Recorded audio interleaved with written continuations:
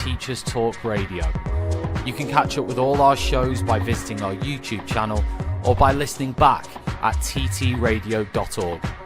Don't forget to like and subscribe to enjoy more live education conversation from TTR. We hope you enjoy this show.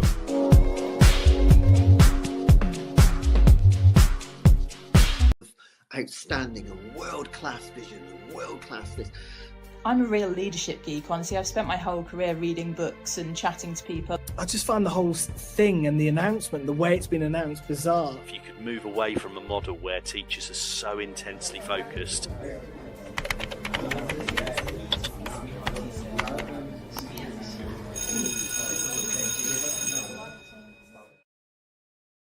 Good morning. Hello. How are you? It's Phin Adams here, and it is the Sunday breakfast. Hope you're okay. We are midway through June, and how are you doing? Finding meaning through stress is what I'm going to be talking about today. So that's how we're going to roll this show. This is Teachers Talk Radio, and you are listening live. If you are listening live, you can comment live in the comments function, should you so wish. The topic we're talking about is stress and meaning. So if you do want to contribute, feel free, as always. In addition to that, if you're listening back, very welcome. This is Teachers Talk Radio, and you are listening live. Tune in live at ttradio.org, or to join in the conversation, download the Podbean app and search Teachers Talk Radio. Follow the hashtag TTRadio. Tune in, talk it out with Teachers Talk Radio. And talking it out, we will be. Not had the best weekend so far, I've got to say. My car, once again, I won't say the brand. I couldn't believe it. How do you get to school? Because they're saying as well, is it the government? Did you see that news this week? Midway through this week, the news was that there's this plan to drive a lot more people to walk to school. Walking rather than driving. And I think that's the initiative that's being rolled out. Again, don't quote me on it. We do have the news coming up. So yes, I'm not a news presenter. I'm just here to talk. Just here to talk with you for the next hour on TT Radio. And we're talking about finding meaning and making stress worthwhile. Because ultimately, I think what we concluded last week is being a teacher and just being a human, you're going to have stress. Stress is inevitable. So how do you make that stress worth it? How could you use the stress that you have in the classroom as an opportunity? That's what I'm going to talk with you today about. Because that's the thing. A healthy level of stress can actually, psychologically, help us to develop emotionally and attain our goals. You know, if you look at the World Cup and the performances there, right? And I'm going to use this analogy with my students, but this is the thing. I think you end up having needing a level of stress in order to perform, because if we didn't, then we would just be sleeping, lying down. So I guess the challenge is to identify what makes that stress feel worthwhile. That's the challenge, isn't it? Because stress can make you really unhappy. It's made me really unhappy in the past few months through years. And happiness can't only be the measure of well-being. That's the thing. I think that we often have this as in this society, that positive psychology, that motto, be happy. Well, actually, maybe it's not that simple. And actually, maybe you do need to feel the whole spectrum of emotions. And it's important, I think, to have meaning in our lives. There's a bit of philosophy, a bit of cod philosophy on a Sunday morning, 9 minutes past 9. Hope you're okay. I do have another coffee, by the way. I posted on the socials, no coffee needed. Then I thought, no, I need a coffee for this. I definitely need a coffee for this. Certainly if you were watching the Scotland match, 2 a.m. start. And didn't they do well? Top of the group, the same group as Brazil. Would you believe it? There's a question for you. How are your students marking the World Cup? And are they at all? And how are staff in the staff room marking the World Cup? Are they doing a sweepstake? Has it been ratified by SLT? That is an interesting thing, because the last few schools I've worked in, there's been different approaches. Sweepstakes. Let's make gambling fun. Well, actually, I suppose it is one of these things where people do it, but it's one of these things where you never really know if it's the right thing. It's like when a staff member says, oh, go and support my friend's business. Can I put this poster up in the staff room? Now, if they do that, are they then endorsing something that a school shouldn't be endorsing? Anyway, that's not the topic for today. The topic is stress and meaning. That's a side note. But if you have been watching the World Cup, then maybe you had a lot of late starts and early finishes to deal with. Fortunately, the England game on Wednesday is at a reasonable time, isn't it? A reasonable time. Not unbelievable, but a reasonable time. And I did use old AI to tell me if any kickoffs will be at 2 a.m. or 1 a.m. And it said very unlikely. So we agree then. Stress can make you unhappy, right? Well, let's go into the realms of philosophy and psychology, because the two intersect, and think about what this American psychologist Martin Seligman is saying. So Martin Seligman, a pioneer, really, he's known in the psychology community as a pioneer of positive psychology, basically, and that focuses on studying how and why people thrive. And he argues that essentially it's a mistake to assume that our lives should purely be pleasant. And he says there's 3 routes to happiness. So I thought we'd look at those to begin today's show, and maybe talk about how those could apply in your working life as a teacher, if you are a teacher, or as a human, if you're not a teacher. Teachers are humans too. The pleasant life, the good life, and the meaningful life. Those are the 3 things he proposes. So the pleasant life, and you may have heard this before, that's why it's philosophy, also known as the hedonic life. So having many pleasures and skills to make the best use of them. That's the pleasant life. The good life is knowing your strengths and building your work, family life, leisure, and friendships around being able to use those strengths to be more fully engaged. And then the meaningful life, that's the one where you use your strengths in the service of something bigger than yourself. So a cause you truly believe in. Now, you're probably asking, well, which one do we aim for? Well, a 2008 Australian study surveyed 12,000 adults and actually found that all 3 types of happiness predicted well-being. But, and here is the big but, engagement or good life experiences and meaning were actually more powerful predictors than hedonism. So just living the pleasant life, having your coffee on a Sunday with no meaning behind it, no powerful good features of it, that is essentially, it's still pleasurable on some level, but there isn't meaning. So pleasurable experiences, they're not,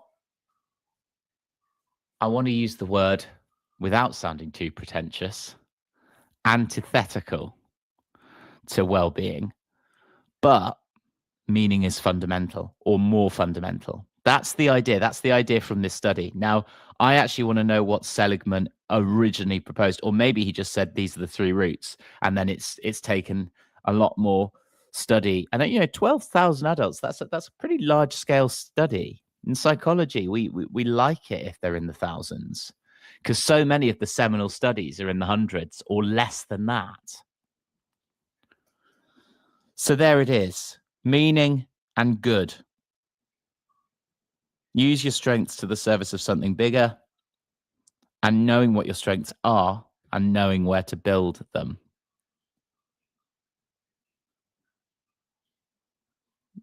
Food for thought indeed, right? If you do want to comment, send me a message just live on the comments box, and I'll pick it up. If you've just joined us, very good morning. You're listening to TT Radio. It's the Sunday Breakfast with Phin. And we're talking about stress and meaning in the classroom and outside it. Viktor Frankl, an Australian psychiatrist. Yeah, I mean, so much of psychology and psychiatry is well, maybe not psychiatry, but certainly psychology is from philosophy. So he's quoting Nietzsche here. He who has a why to live for can almost bear any how. That's an interesting quote. And of course, if you don't know much about Viktor Frankl, he was an Austrian psychiatrist, survives the Holocaust, spent his career actually studying the psychology of meaning. And I think that, I don't know, I'm going to share a bit of an opinion. Positive psychology, it doesn't quite capture what human existence is. Maybe that is the British culture of cynicism talking. You need a bit of suffering in order to make genuine human experience. So I have to say I relate a lot more to Viktor Frankl, but again, that's just my own kind of personal sense of things. And I'll probably change the next day and think, no, it needs to be positive. But he spent most of his career studying this psychology of meaning and suggested we can essentially discern meaning through three main paths. They love a good three, don't they? Psychologists and psychiatrists and, of course, philosophers. Three is the most powerful number, it seems. So what did Viktor Frankl propose in his three-way split of discerning meaning? Three separate paths. 1, meaning through creative values. 2, meaning through experiential values. And 3, meaning through attitudinal values. What do you think of that? Let's talk about those. So meaning through creative values. So that's making or accomplishing something that we feel worthwhile, if I can get my words out. Doing this show. I find this meaningful, talking with you. I love it, in fact. It's a bit tiring on a Sunday morning when you've had then your car breakdown yesterday for the 5th time this year, but we get through. Meaning through creative values then. So that's, something feeling worthwhile. Meaning through experiential values. Frankl gives the example of a mountain climber, right, who is uplifted at the sight of an alpine sunset. So the experiential values. And then finally, meaning through attitudinal values. So we find meaning even in sad or stressful situations, considering that we're actually doing something valuable. 3 routes, 3 ways to meaning. We will talk more after the news. And let me know your comments. Let me know your thoughts right here on TT Radio. This show is brought to you in partnership with Hachette Learning, publishers of professional development books and resources that support great teaching and learning in schools around the world. Level up your professional development today and visit hachetlearning.com to explore the full range of titles.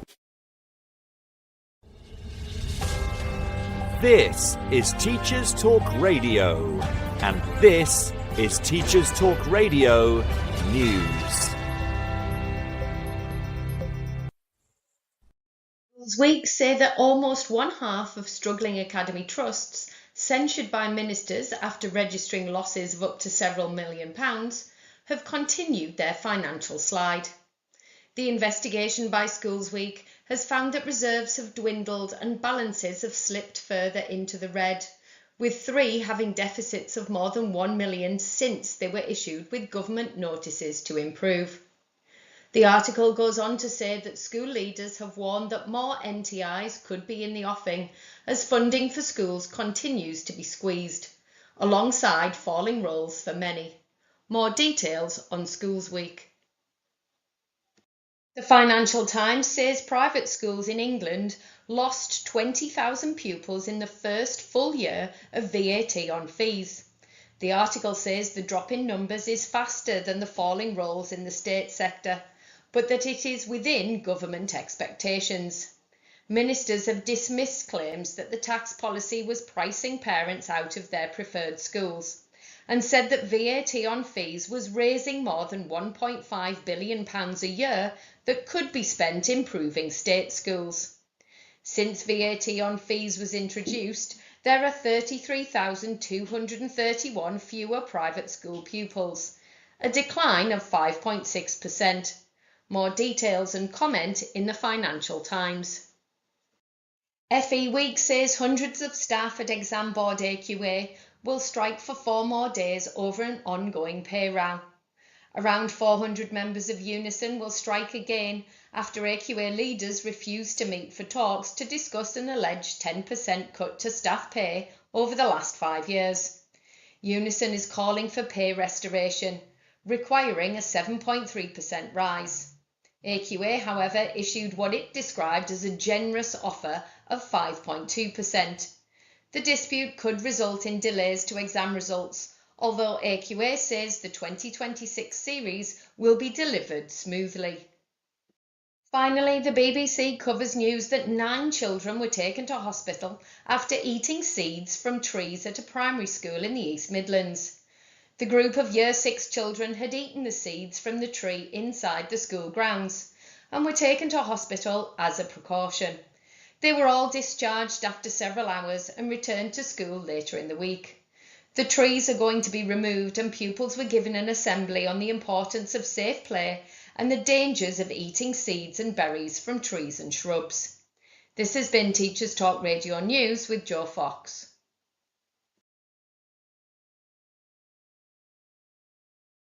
Thanks, Joe.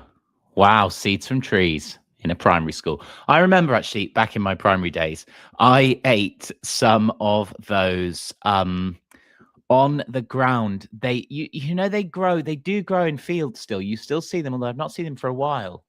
Not spent a lot of time in a field, actually. There's something to make stress meaningful. Go and walk in a field. They were on the ground. They're sort of mushroom-like things. Anyway, I ate some and I told the person on duty and they said, go and wash your mouth out now. Yes, anxiety-provoking. I was fine. Or was I? Yes, so that was my memory. Thanks, Joe, for the news. Shall we have a look at the papers, Sunday papers? If you have an older tutor group, sometimes it's quite nice to talk about the headlines in the news, current affairs. Monday kind of lends itself to that. So I do this as a feature if you're just waking up and haven't looked at the headlines. Sunday Times, PM overrules Miliband on electric car sales targets. I need a new car. There it is. Prime Minister Sir Keir Starmer plans to water down the UK's electric vehicles sales targets. That's their report, describing it as a blow to Energy Secretary Ed Miliband's net zero agenda. The paper also reports that the mandate requiring 80% of new car sales by 2030 to be all electric models, and that's going to be reduced to 50%. It's also got a picture of Emma Raducanu. She, of course, won her semi-final match. She's playing today at the Queen's Tournament in the final. Sunday Express, 100,000 failed asylum seekers still here. That's their report. The paper adds that at least a quarter of these, so that's more than, what would that be? 25,000? There we are. That's how slow I am on a Sunday. More than a quarter of those, so that's why I wanted to do over 25,000, have been in the country for at least a decade, despite losing their cases. The Independent, they've got a picture of 3 politicians, or former politicians, some of them. You've got Boris Johnson, you've got Michael Gove, and you have Nigel Farage. And they've got quite a long headline. So writing, former MP Lord Heseltine says that scandalously false prospectus promised by those leading proponents of Brexit has turned to dust and ashes. The front page.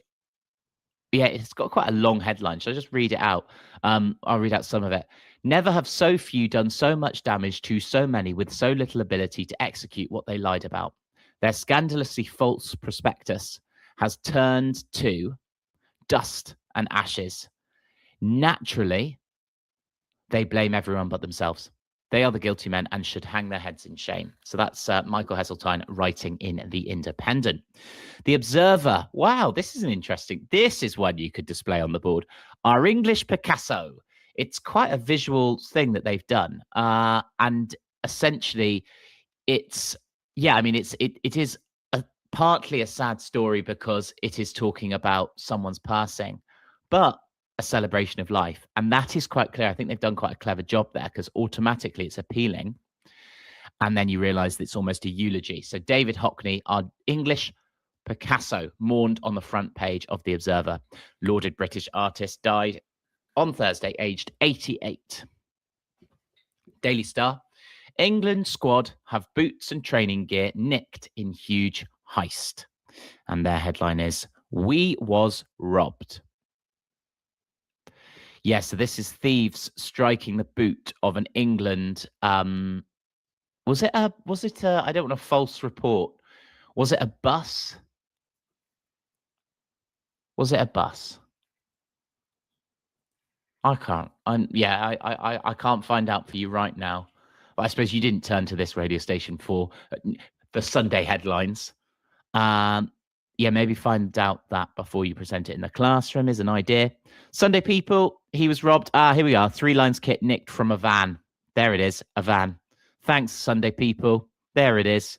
To our rescue right here on TT Radio. So yeah, the same headline, photo of the Princess of Wales at Trooping the Colour as well. The Sun on Sunday also has a very similar headline. What a save. England kit rescued. And also a picture of the Trooping the Colour ceremony. I've never understood the Trooping the Colour. It's worth talking about maybe in school. I watched a little bit of it yesterday. Sunday Telegraph, Jarvis. I'll get forces the funds they need.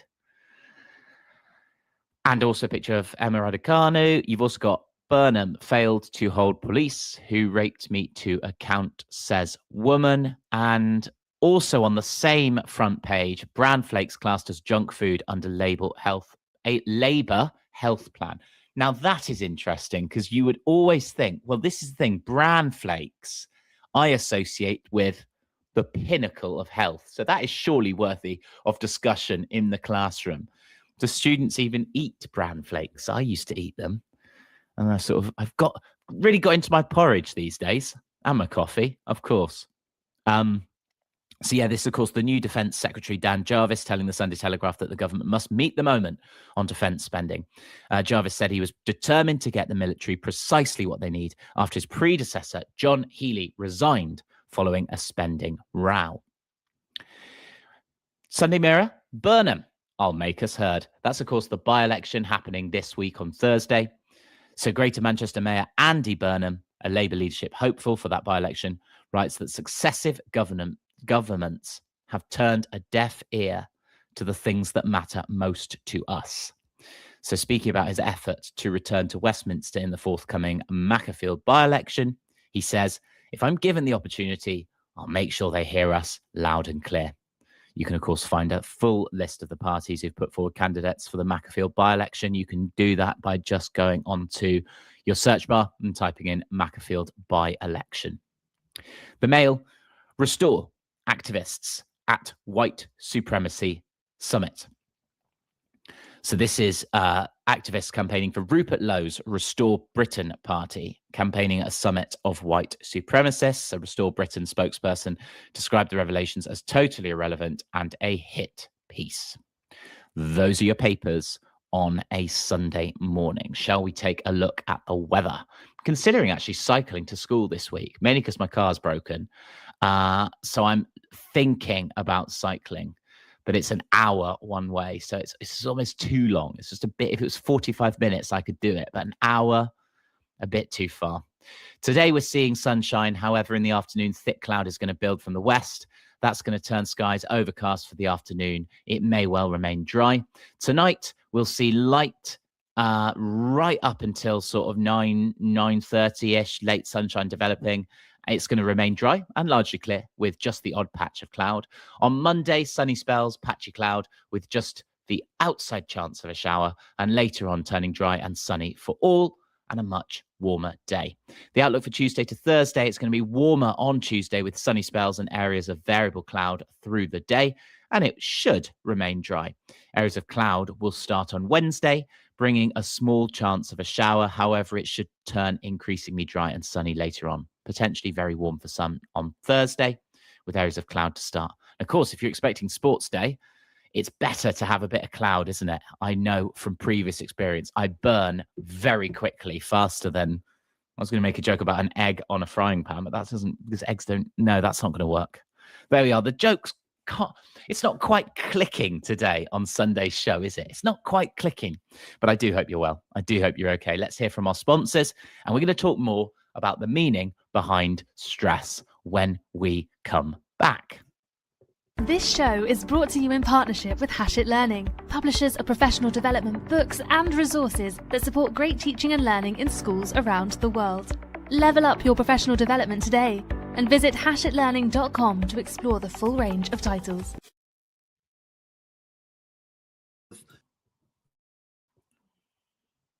Outstanding and world-class vision and world-class this.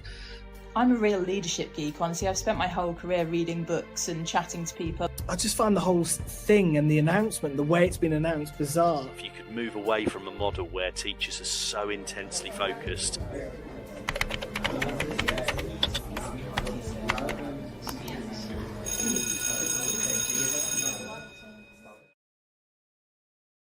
Lovely stuff. You are listening to the Sunday Breakfast with Phin Adams. I do hope you're okay. Middle of June. This is Teachers Talk Radio, and you are listening live. And live we are. It's coming up to 9:30, as they say traditionally on the radio. Time is fast approaching 9:30.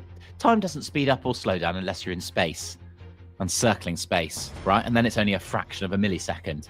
But there we go. What are we talking about today? Stress, meaning, and everything in between. I've woken up. I've had my coffee. I'm live. Comments. Please make them. This is Teachers Talk Radio, and you are listening live. Tune in live at ttradio.org, or to join in the conversation, download the Podbean app and search Teachers Talk Radio. Follow the hashtag TTRadio. Tune in, talk it out with Teachers Talk Radio.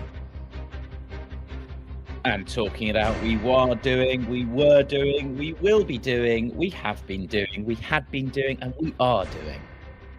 There's my attempt at trying to get my words out on a Sunday morning.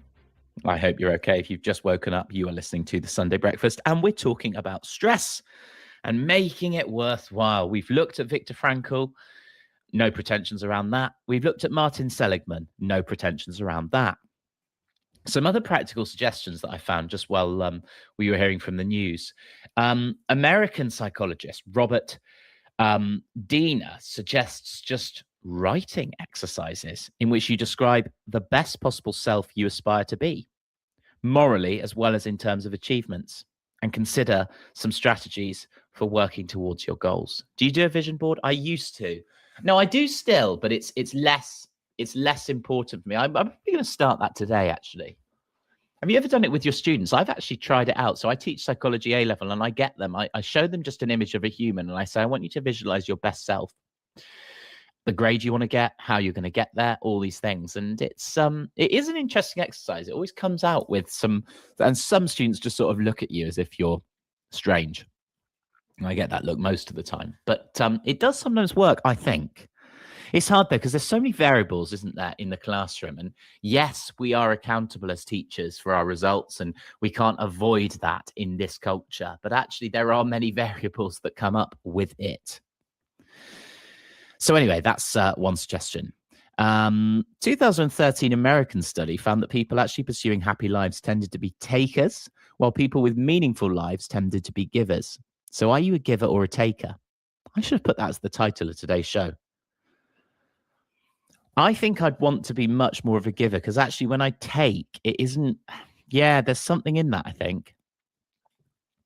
And then I've got another one. 2016 British study found that having some really bad bosses could make a job feel meaningless. Inspirational bosses were barely mentioned, right? So people's sense of meaning came from feeling that their own work contributed to society. So that's interesting. So what is that study saying there? Bad bosses makes a job meaningless. Yes, I think that's true.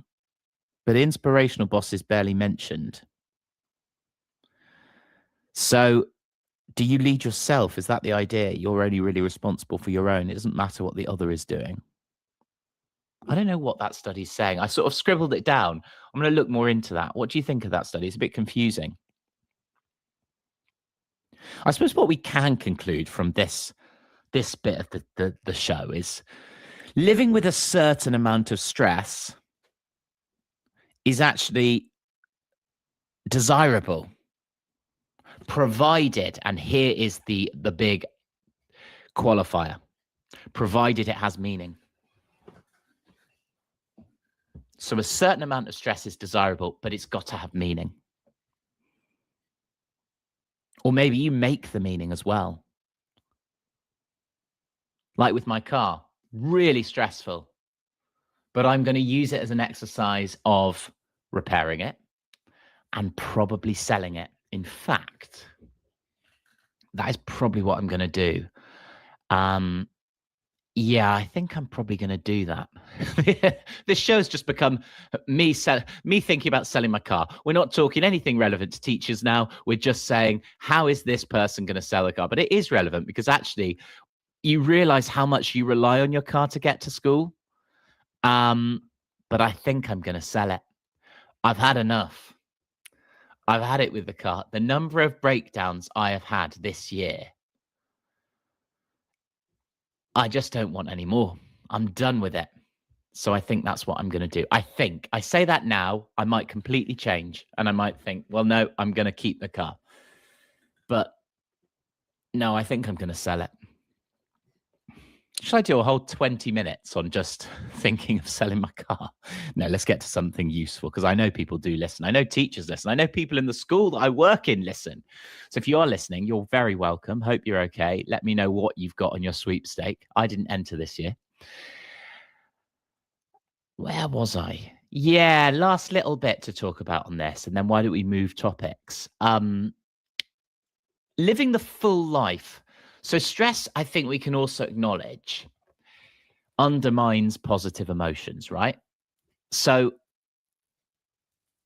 meaning can be a way to feel your life is positive, right? So you've probably heard the acronym, and if you haven't, I'll share it with you now. PERMA.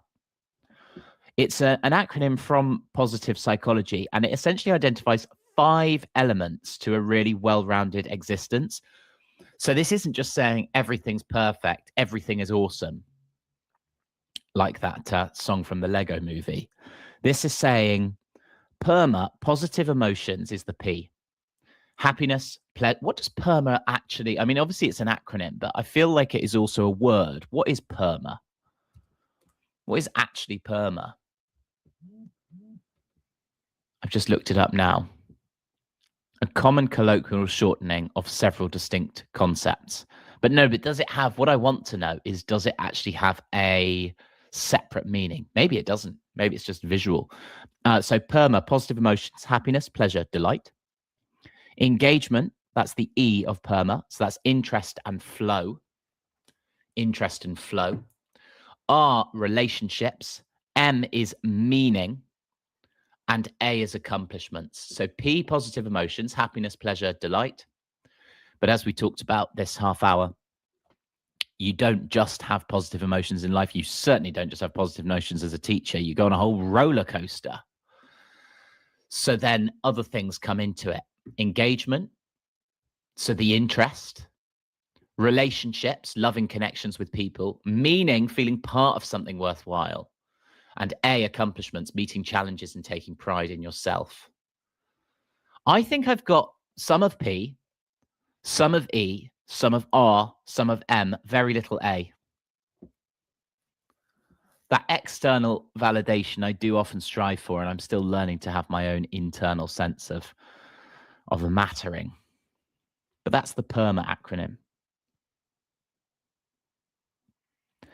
The other thing is a 2016 American paper by researchers Logan George and Crystal Park. So I'm by no means endorsing any of this research. I just do a bit of research in advance of the show, so I'm not just talking out of nothing. Actually, I should try that one week. Can I just talk about something out of nothing? I'd rather not, because I don't think it would be the best listen. So there is actually some research and experience behind what I'm saying. So 2016 American paper A meaningful life, 3 central features. There it is again, the power of 3: purpose, comprehension, and mattering. So that's called the wellsprings of meaning. So it's sort of a pie chart you can sketch out: purpose, mattering, comprehension. Well, what's purpose? So having valued life goals that motivate your actions and guide your choices. Comprehensions, that's being able to understand your life experiences and see them as part of a coherent whole. And mattering, feeling that your existence is valuable to others and has significance. So the key is actually to identify what you care about most in life, what higher purpose or bigger picture you feel you fit into. So if you can do that, then the everyday stresses may start to feel less important in comparison. There it is. Do you matter? Do you feel you matter? And if you don't, can you make yourself matter? There's a thought. There's a thought and a half. Right, we're going to hear from our sponsors shortly, but when we come back, we'll talk more about stress, and I'm going to flip the narrative slightly and talk about what it means to feel in control. So we'll talk feeling in control when we come back. This show is brought to you in partnership with Hachette Learning, publishers of professional development books and resources that support great teaching and learning in schools around the world. Level up your professional development today and visit hachetlearning.com to explore the full range of titles. Outstanding and world-class vision and world-class this. I'm a real leadership geek, honestly. I've spent my whole career reading books and chatting to people. I just find the whole thing and the announcement, the way it's been announced, bizarre. If you could move away from a model where teachers are so intensely focused.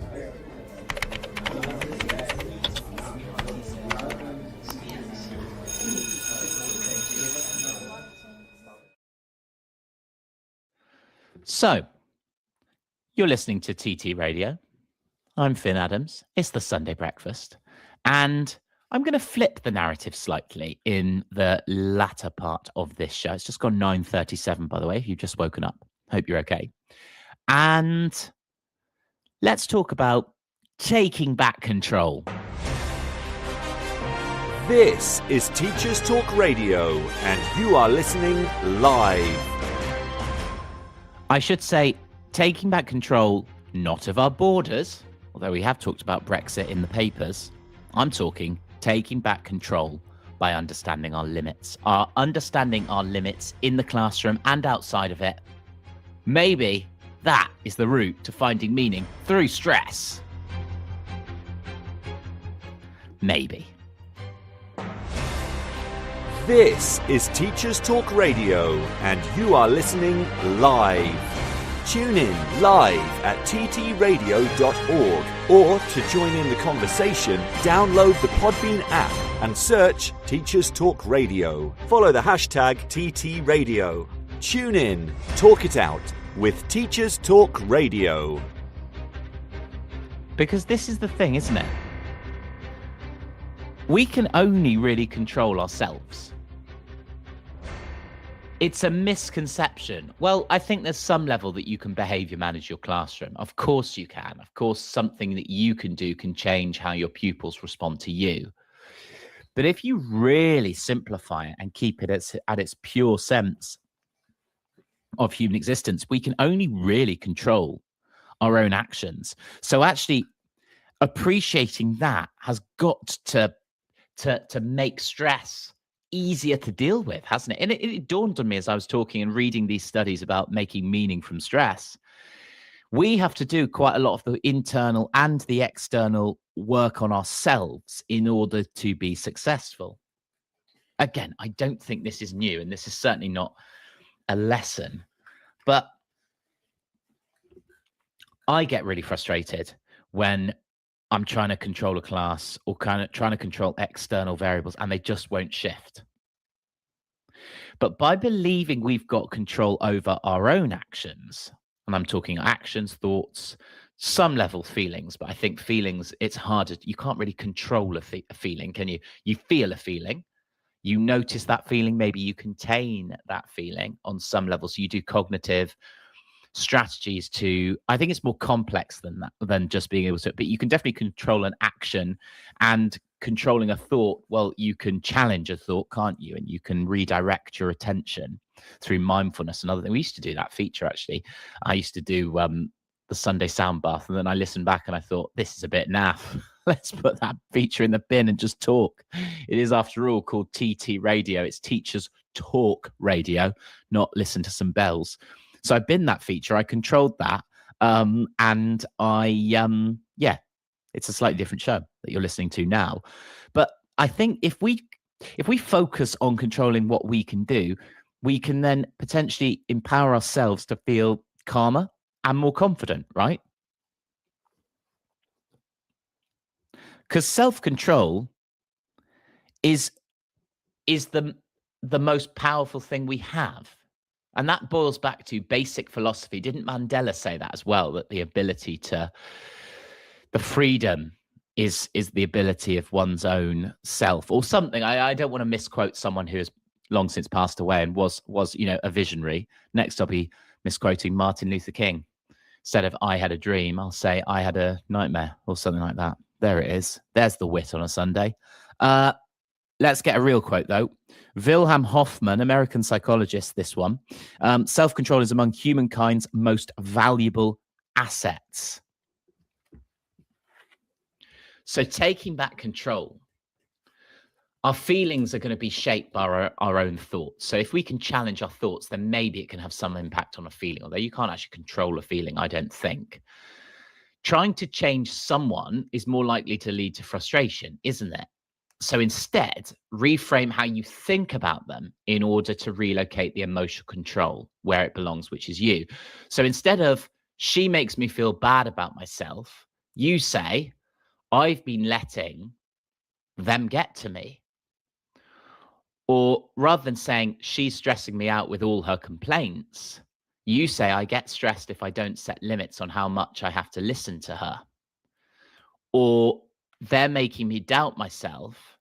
You can say, "My self-doubt tends to play up around that group of people." There's a shifting even when I listen to, because I've gone through some strange stuff in my school. And actually there's a shift there in reframing some of that. So there's the taking back control. These are just recommendations. CBT techniques is all they are. No, this is by no means therapy.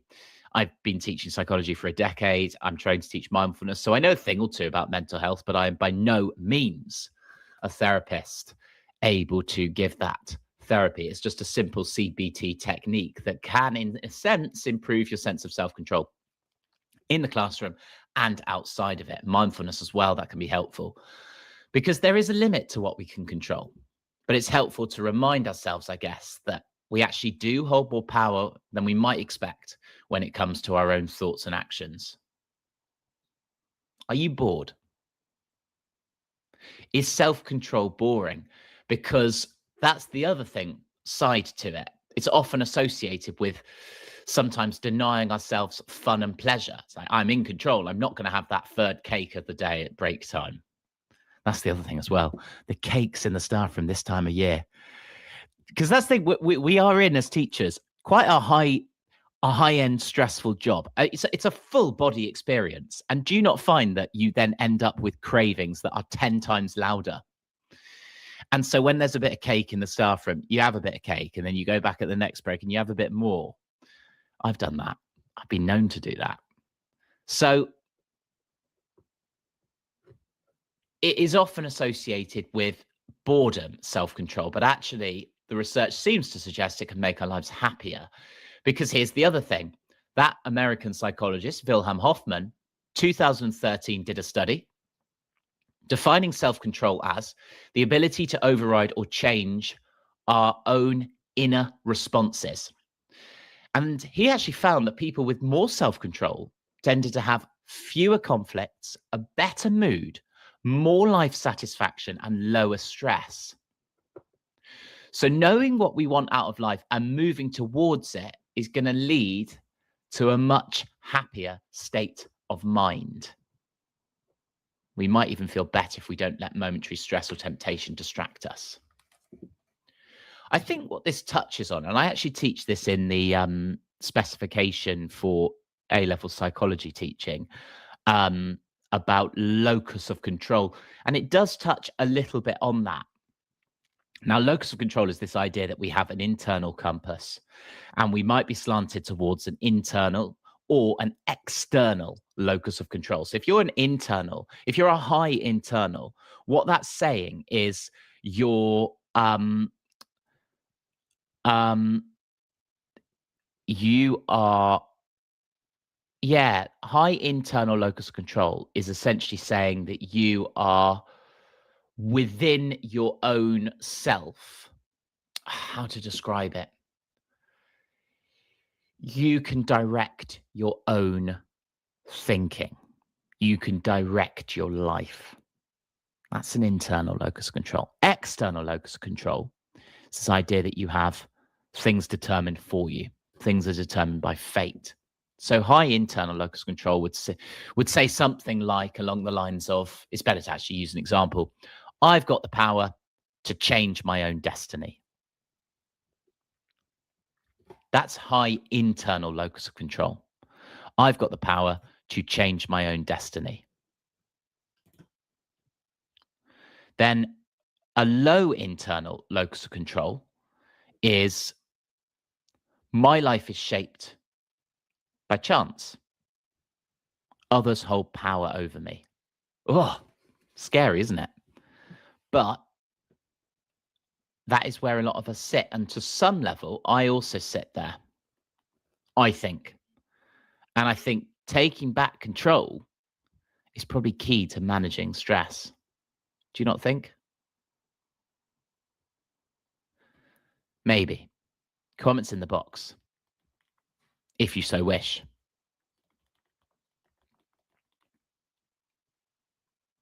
What do you think about that? We talked a lot today. Talked about making meaning from stress and then taking back control. There's something in that. So what you mean main takeaways? Should we do a sort of mini plenary? Don't have to. But the main takeaways, I think, from today's show. Finding meaning yourself. Finding meaning. Doing that inner work yourself. Only you can make those changes. Only you can find that meaning. Actually realizing that you matter and trying to develop a sense that there isn't this external validation that's needed. Because let's face it, as a teacher, we're never going to get that external validation that so many of us crave. Okay, we'll get it on some level when a kid says thank you, or when a kid says, I've got my A star, thank you so much if you turn up on results day, or they give you a gift. Maybe even that. It's weird. It's a weird feeling, I think. Why are we in the job we're in? Is it an inner craving to have that external validation, or is it this internal sense of purpose? And I think the stronger answer has to be the latter, the internal sense of purpose, if you can find it. When I first went into teaching, we were encouraged to meet teachers that were a couple of years older than us. So I did a program called Teach First, which back then was quite a well-known program. It still is. I think it's sort of gone its different way, but back then it was quite popular with sort of high-end graduates. So graduates that were kind of thought of themselves or saw themselves, or others saw them as high achievers. So 2-1 from top university, bam, go into teaching for 2 years. So I did that program. And in the first year of that program, they encouraged us to meet teachers that had just finished the Teach First program. And we exchanged these sort of postcards. And the postcard I got was, never forget why you chose this. Or actually, no, it was always remember why you chose this. And there's something hard-hitting about that, isn't it? Always remember about why you chose this. There's got to be meaning through all the stress we experience as teachers. There's got to be some meaning. Always remember about why you chose this. What do you think about that? That's my thoughts. And that's what I'm going to try and do this week. But also a bit of reframing, a simple CBT technique. Because there are opportunities, even in the midst of stress, to choose different actions, choose opposite actions, do something different. So rather than they're stressing me out with all their complaints, you could say, I feel stressed if I don't set my own limits. And my self-doubt comes up when I'm around that group of people, for example. It's just a reframing to do. Those are the things I'm going to do this week anyway. What are you going to do? It's quite challenging then. What are you going to do? But does that make sense? Am I making sense? As we come towards the end of today's show, apologies, by the way, I've just had a message from the CEO saying the news is old. I have the news for June. So apologies if you heard the news from May. I will check that out on the re-listen. There is, of course, updated news, but I will check that out. I'm pretty sure I played the right one, but I shall check that out when I do the edit. And of course, you heard the sponsors on today's show. Coming up today, we've got a full range of shows ready for you, should you so choose. In fact, we've got a fantastic week of programs. So if you're not watching the World Cup, you can tune in to Louise Pickering on Tuesday at 6 o'clock. Tony Harwood and Yannick Berland on Wednesday at 6. You've got Points of View at 7:30. It's also coming up after me, in fact. Friday, Carl Smith at 11. And then Sarah at 7:30. And then Saturday, you've got the Saturday breakfast with Darren Lester. And then I am back on a Sunday at 9 a.m. It's working. It's happening right here on a Sunday. So if you do want to listen again, full back catalogue of shows is available. Just head to ttradio.org and we really are talking it out. You can listen again on Podbean. There are some fantastic shows out there. And of course, when I see you next week, England will have played their first World Cup match. What's your school's approach to the World Cup? When I first became a teacher 10 years ago, the head actually allowed us to show. Actually, no, let's just qualify that so I don't just sort of say, yeah, 10 years ago, my head teacher was doing this. 10 years ago, they allowed teachers to play. That's right.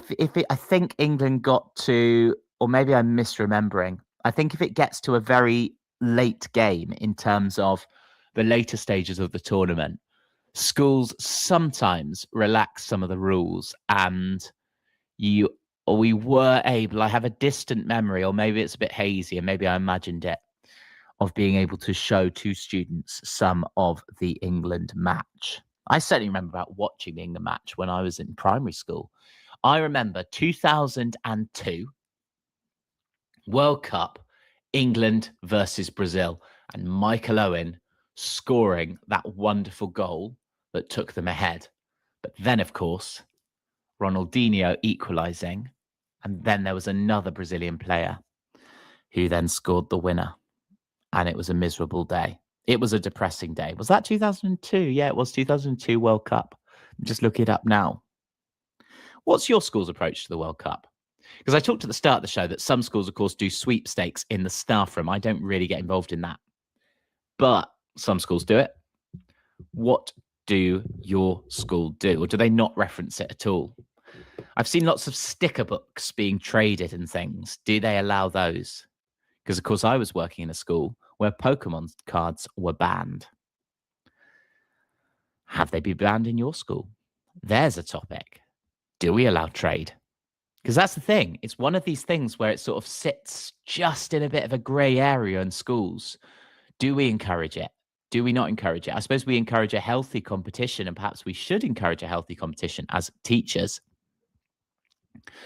But the extent to which it might do harm, there is the pinch point. So what is your school doing around it? Yes, next week's show, my car will hopefully be repaired. And I would very much hope that England have at least won their first game. Just like Scotland did. Let's hope England have won the same. So next week, we won't be talking about the World Cup or my car. We'll be talking more about different topics. And I thought I'd actually talk about breaking the worry cycle. Do you find you get quite worried? And if you do, shall we talk about it? Shall we talk it out? I find I've got a lot better at dealing with worries, but I still have moments of anxiety and moments where the worry just cycles round and round and round. And to some extent, mindfulness helps. To another extent, sort of immersing myself in music or immersing myself in pleasant experiences help. Doing a bit of mindfulness of just breathe. So you say to yourself as you breathe in the word just, and as you breathe out, you say the word breathe. Because it just simplifies it. There's so many different mindfulness techniques out there. There's so many different stay present, but visualize the dot. And there's, follow your finger. And actually, that can be quite overwhelming if you're in the moment of anxiety. I don't know if you found that. You think, whoa, where's my tools? Which tool should I use? It's quite confusing. It's quite overwhelming. So just simplify it. And actually, just gentle words of encouragement can help. But why don't we talk about that then? Breaking the worry cycle. When you're really stressed, how do you break the worry cycle? And how do you deal with uncertainty? Shall we talk about that? Well, yes, that's my plan anyway, unless you have anything else you would like to talk about.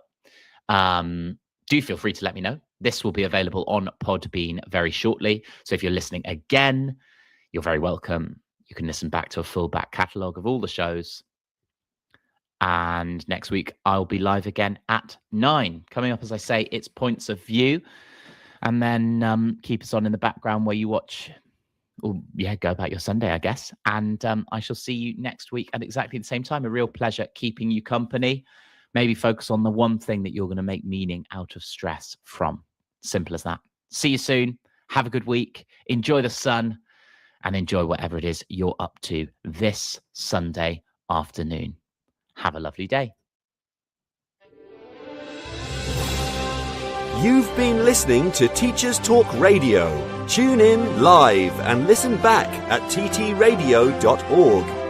We look forward to hearing from you next time on Teachers Talk Radio.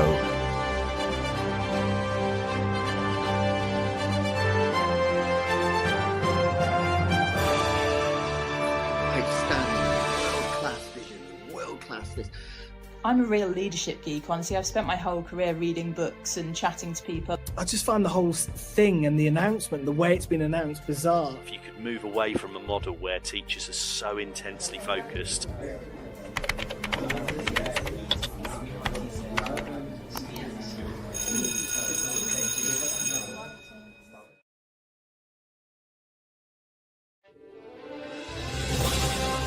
You've been listening to Teachers Talk Radio. Tune in live and listen back at ttradio.org. We look forward to hearing from you next time on Teachers Talk Radio.